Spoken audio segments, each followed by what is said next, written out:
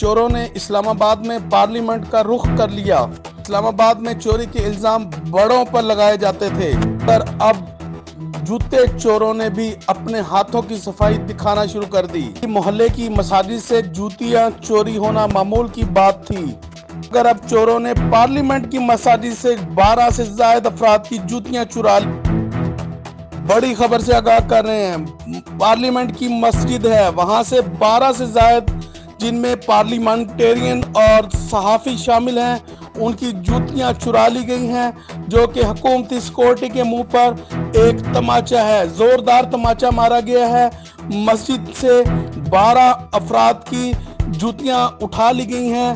یہ افراد کوئی معمولی افراد نہیں بلکہ پارلیمنٹ کا حصہ ہیں اور صحافی ہیں۔ آج کی یہ بڑی خبر دے رہے ہیں، چوروں نے اسلام آباد پارلیمنٹ کی مسجد کو بھی نہیں چھوڑا ہے۔